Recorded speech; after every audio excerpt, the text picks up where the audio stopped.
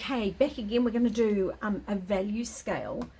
So how I'm going to mix my value scale is I'm going to start with the darkest that I can mix, starting off with my alizarin crimson and my phthalo blue, and then I'll pop a tiny bit of that yellow in there. So let's see what I can do. I do need my glasses on though. Vision's a bit rubbish today. Just a second.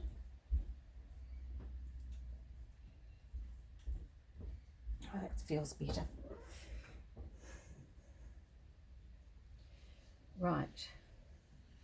There's my alizarin crimson. Dig in a little bit. Don't dig with your sable brushes. Keep your synthetics for doing the digging if you have to. I'm just mean with alizarin because all of a sudden I've got red everywhere, so it's best for me to can't remember what I was, let it go dry.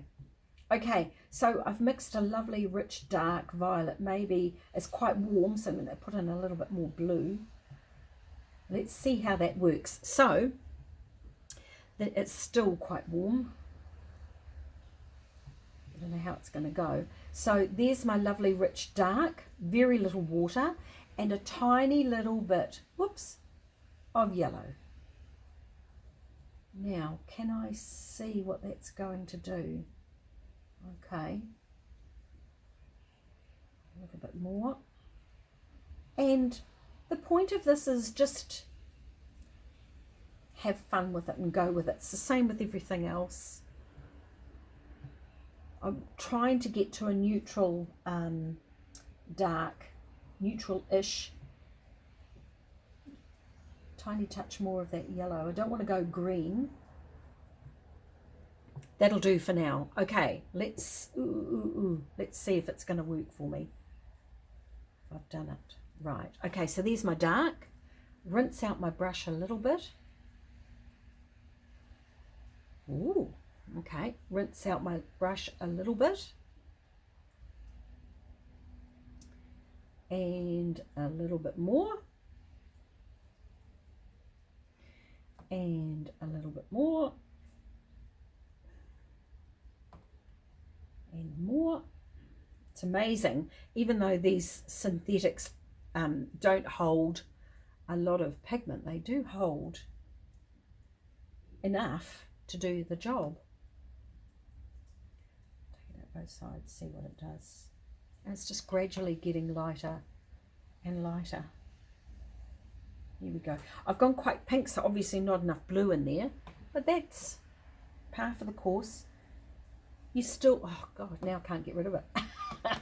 Okay. That'll do.